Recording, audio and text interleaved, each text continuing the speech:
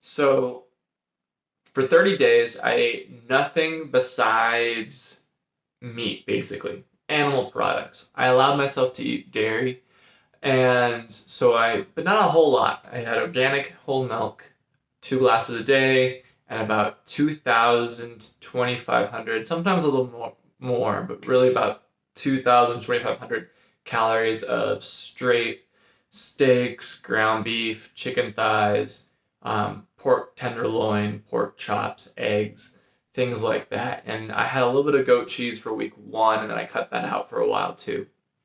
And so what happened, right? As you can see, I'm okay. I'm in good health. And I didn't feel unhealthy on the carnivore diet either, or following the carnivore way of eating. And just to emphasize, like, I didn't have any fiber in my diet, any vegetables. My carb count was anywhere from 60 grams of carbohydrate on a higher carb day, which was like more dairy and cheese, to, I think the lowest I had was 3 grams of carbohydrates. That was all. Which I got through, I guess, trace carbs just through eating meat. Just adds up a little bit. If you eat a lot of volume of meat, you do get some trace carbs. And on that day where I had 3, or there's more than one day over the 30 days where I had like single digit carbs, I didn't feel tired at all. I actually never really felt tired while eating the carnivore style of eating. And there was a little bit of I guess my first week, there was changes I noticed right away from doing the carnivore way of eating. It was just, I think I've talked about this already on my Instagram story during the carnivore experience, but like day 4, I felt like my skin was more oily, and I had like my lips were not dry anymore, which it was in the middle of the winter and it was a little dry here in the Northeast where I live. So it was just a cool thing to realize, like, hey, I don't need to use chapstick anymore for right now, which is kind of awesome. And then I kind of just, obviously it had to do with just eating more meat.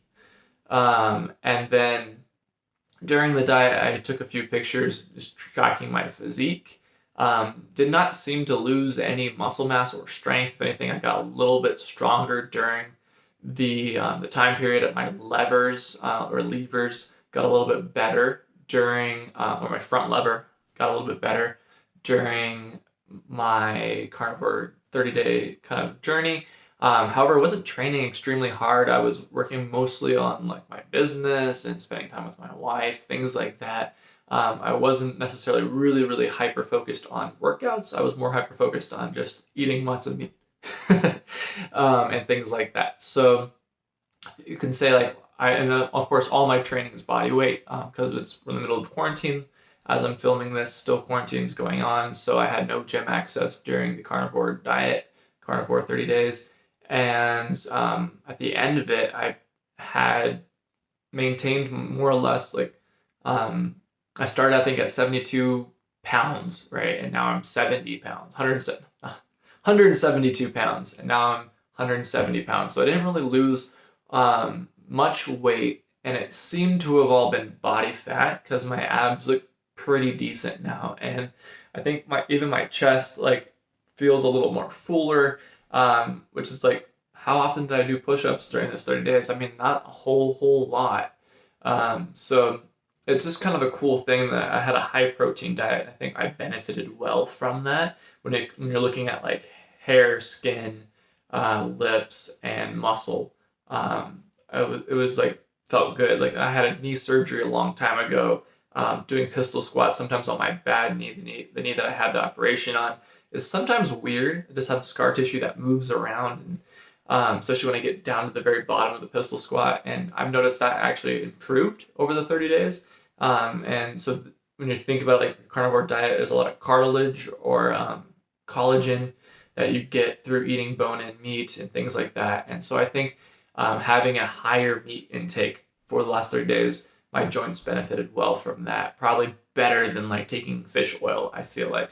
Fish oil, I felt like it's never really helped me. I did that when I was younger because I had knee surgery and I was just told fish oil and krill oil and things like that would be healthy and helpful. And I cut it out because it kind of didn't sit well in my digestion, and I didn't really see much benefit from it, notice much benefit from it. Eating this way the last 30 days, I noticed a benefit. I noticed oily skin and better joints during it, which is kind of cool. So a lot of people have asked me about like how's your digestion without fiber? It's a big concern. It was a concern of mine going in, and especially doing some research on other people who have been carnivore for a while. And so there's like I guess your gut microbiome has to get used to new ways of eating. Anytime you change your diet, right? If you're in the standard American diet right now, eating like lots of processed foods and soda, pop and sugar and corn syrups, and you go to a whole food diet, super healthy, with tons of fruits and vegetables and whole like meat, you might get really sick. Like you might have a horrible time in the bathroom because your body is not used to it. Your microbiome's not used to it. So changing from more of like I just ate kind of healthy. I ate like meat, vegetables, not much bread, but every once in a while, sure, and make like rice and beans in moderation, things like that. Like I was eating pretty healthy beforehand. If there's a story highlight on my Instagram called Omnivore, and that's like the way I eat normally. And then you can compare it to my story highlight of carnivore, and it's completely different. Just tons and tons of meat, right?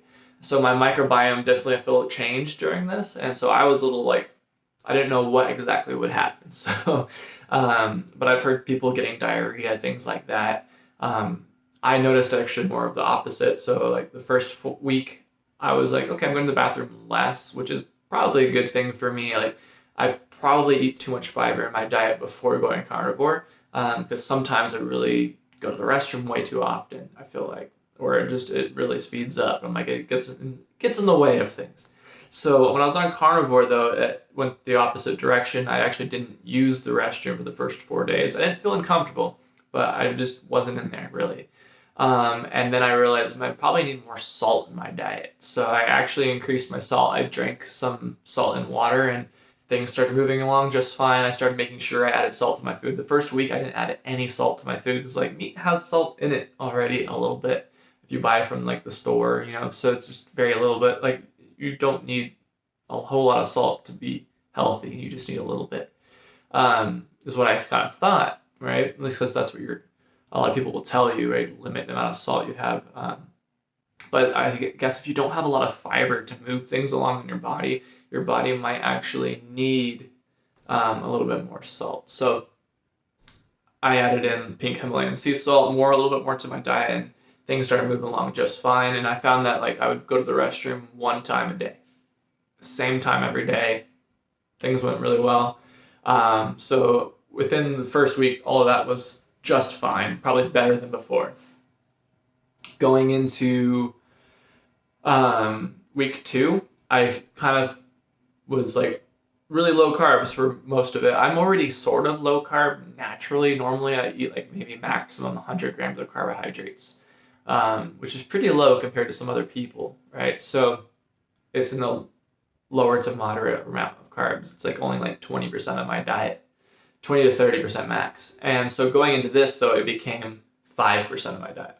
Big change up. So week 2, I felt like I was switching my metabolism a bit. So like I actually got what you would call Keto Breath, which is like, it doesn't actually smell like, I don't know why they call it necessarily Keto Breath.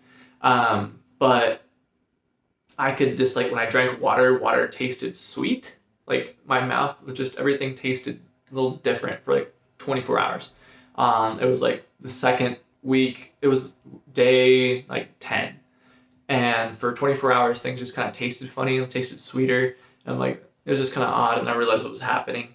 And I was like, and the next day it was completely gone, like completely normal. And I actually felt like I had more like, I don't know if I would say focus or clarity. It was just, I wasn't thinking about the taste in my mouth.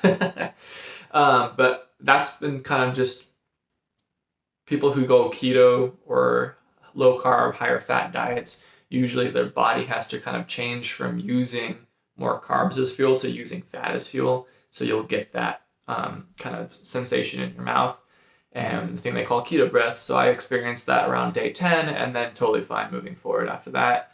No problems in the restroom or anything like that. No keto flu. I've heard of people talk about keto flu. I've never experienced keto flu in my life. And I've always been more low carb, but I've never done keto, right? I've always had like 40 to 30% of my diet as fat, never 80% like they're doing keto. Nor do I have a desire to try to do 80% of my diet fat. How carnivore diet, of course, it's like my macronutrient count really didn't change. Like my protein went from 30% of my diet to like 50% of my diet. That was a big change in carnivore.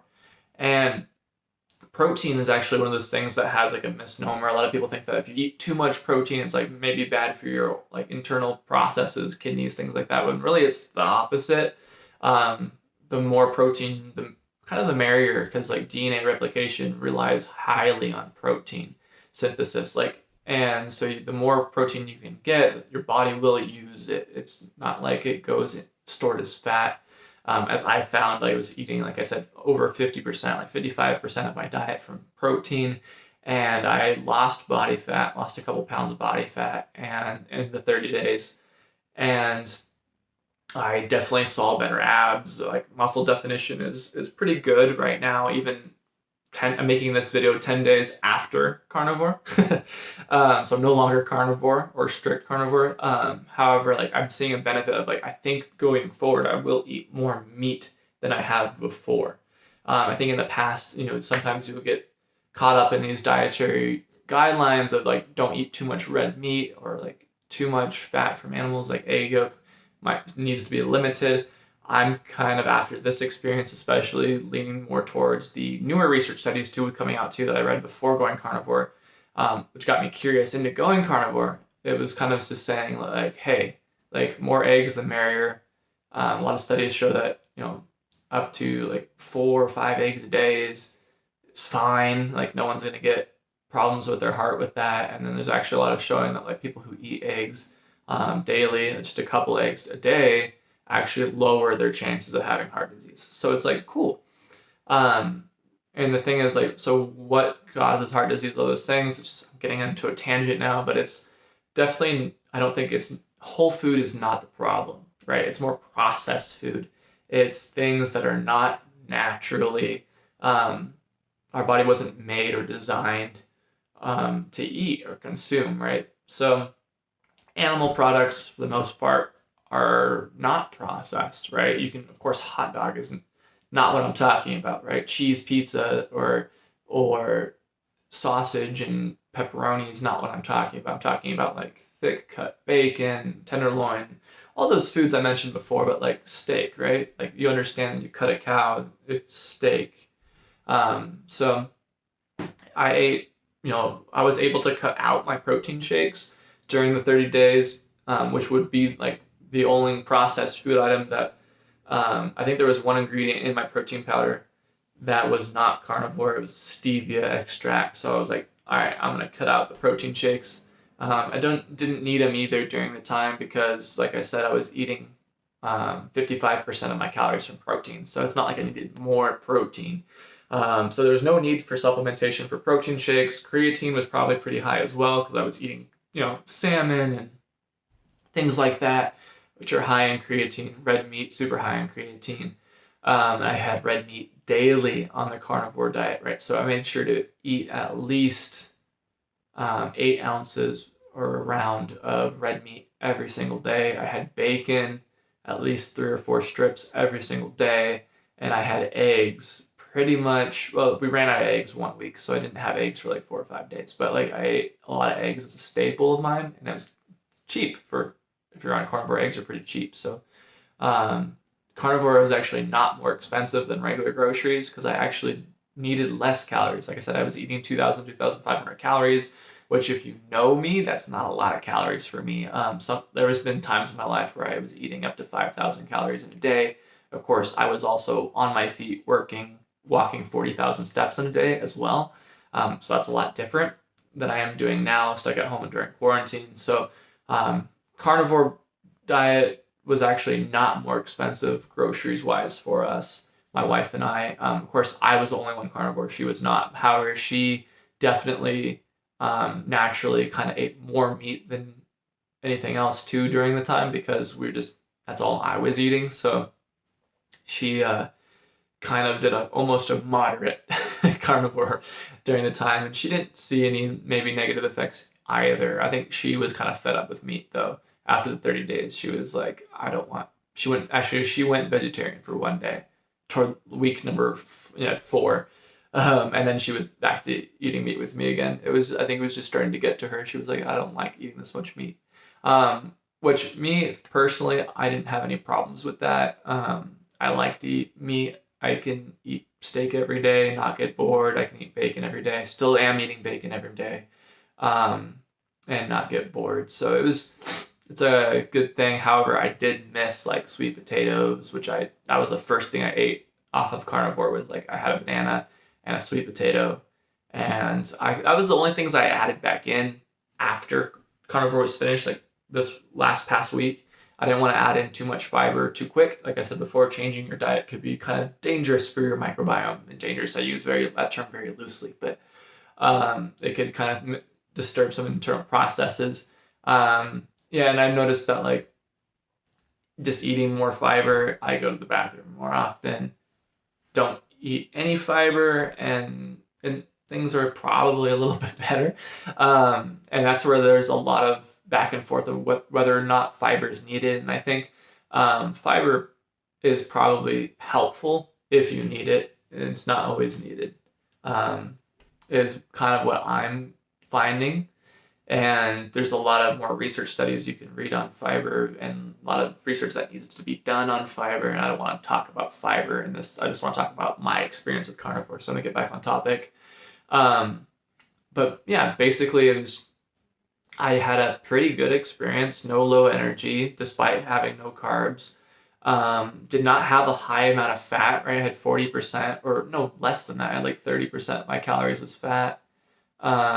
No, it was like 40. It's like 40, 45. It was pretty high. Okay, so fat was pretty high. But not as high as keto. That's the thing I want to say. Like keto is like 75, 80% of your calories is from fat. I was half of that. So you would think like if you have almost no carbs, like 5% from carbs, and half of the amount of fat than keto people are eating, like where are you getting energy from? And it was honestly like I didn't need that much. I felt totally fine. I did off of 40% from fat.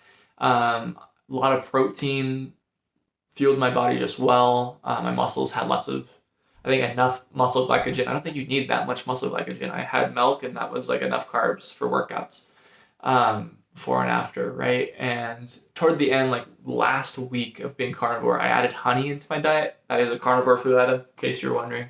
Comes from bees, right? Bees are animals. And that was kind of nice to kind of like get something sweet for the first time in like over 3 weeks. But it, and it kind of like, it didn't really affect my energy all. Like I didn't feel like wired at the end of it or anything like that. But yeah, I added honey a little bit, which is kind of nice.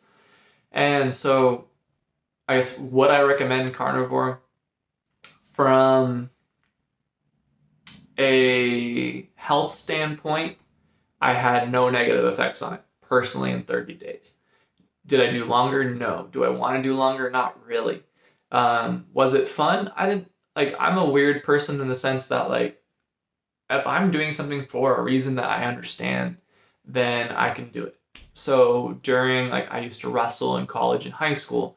I had a pretty restrictive diet during that time. I was very dialed in, and it was easy for me to do because why? I wanted to perform well as an athlete. So it was just, I knew why. During this last 30 days, I was eating just meat. Why? Because I wanted to make this video for you guys. I wanted to document it. I was curious. I'm studying nutrition right now as well, and I'm diving more into it, and I wanted to apply something too. And so I did this 30-day carnivore pretty easily. Do I want to do longer? I don't have a rationale behind that to do longer. I don't feel like, but I do have a rationale after doing this to eat more meat in my diet and become more meat-based maybe. Because I'm seeing that now that I'm going back to my normal way of eating and I'm eating less meat, I'm getting chapped lips again. No knee pain or anything like that, but I am getting chapped lips again.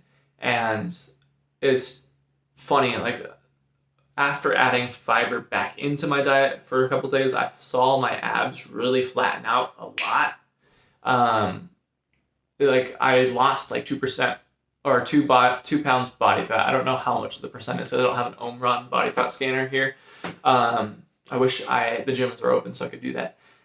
And so that was cool. Like my muscle definition everywhere looked a lot better on carnivore than right before carnivore, and you can see the transformation in my carnivore story a little bit in the highlights on Instagram. But then after just adding in a little bit of fiber, I think, or like I had adding in sweet potatoes, a little bit of fiber. Just I added in one food item, sweet potatoes. The next day after adding in sweet potatoes again, I saw like my abs get even better, which is kind of cool. So I think there's a benefit in eating vegetables still. However, do you necessarily need as much vegetables as we think? Maybe not. And I'm finding that like vegetables like broccoli and spinach they cause bloating, and like after I'm done eating, I feel very, very full. However, vegetables like potatoes, onions, beets, carrots, like roots don't do that to me. So I'm going forward going to be more paleo-ish, but like meat-based and roots, like those types of vegetables that are less inflammatory. And of course, I also had beer over the weekend now after finishing carnivore and things like that.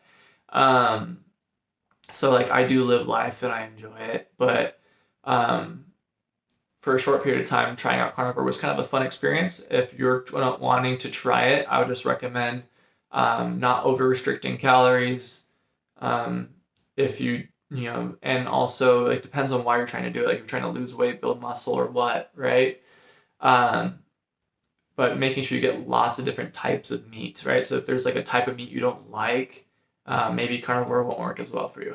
I don't know, because I had like lots of fish. I had lots of red meat every day, right? I added in ground beef, which was helpful for me. I was losing weight too fast, and then I added in ground beef, and I actually balanced it out a bit, so then I was able to maintain 170 as my weight, which is cool. I dipped down to 167 at one point before I added in ground beef. So just a little bit more fat content that way. But I was eating that. I was eating lots of chicken thighs, which is fat. Different types of pork, bacon. And yeah, so I had a good experience on it. And however, like, is it sustainable for me? No, because why? I like to have a beer every once in a while. I like to eat a sweet potato. I like the taste of bananas, things like that. So, however, it is a little bit just different. Like I'm going to probably eat more meat. I'm going to try and probably eat more red meat. I don't know if I can eat red meat every day, but like I want to eat more red meat than I did in the past now after doing carnivore, because I'm seeing that eating more red meat, getting more creatine in my diet from natural sources and not having to supplement it is kind of a cool thing. But yeah, guys, that was my experience. If you have any questions on it, feel free to drop them in the comments. And if you are kind of like a little stuck when it comes to your diet, you don't know what's up from down, like what's the best way of eating for you, not for me. Like, my body thrives really well on eating lots of meat and like potatoes, but maybe yours doesn't, right? And I don't think there is a one way of eating best for all humans, right? We all come from different continents, different family heritages and backgrounds, and I think it makes sense that we should eat different foods. Maybe even like there's different seasons of the year where things grow differently, so it makes sense that we should probably eat different foods during different times of the year as well. But you got to find what works best for you. Doing this 30-day experiment with me helped me hone in a little bit more on what's best for me, which I'm finding is more like a meat and potato diet. That could be meat and sweet potatoes, that could be meat and regular potatoes, and other types of like roots and carrots and things like that are probably what I think my body reacts really well to. So that might not be exactly the same thing for you. But if you need any help with that, with programming, figuring it all out, and how much like certain macronutrients is enough or not enough, send me a message or comment down below what your goals are, and I would love to chat with a few minutes just to get you pointed in the right direction. And if you feel like, hey, I want to chat more, figure out more, or see what it's like to have to be on the inside of the Steel Body Fitness Academy and to be with my clients who are constantly winning, getting towards their goals and streamline like really fast. I can send you an application as well. But yeah, just wanted to share my experiment with you guys, my experience, and hope that this was helpful or at the very least entertaining.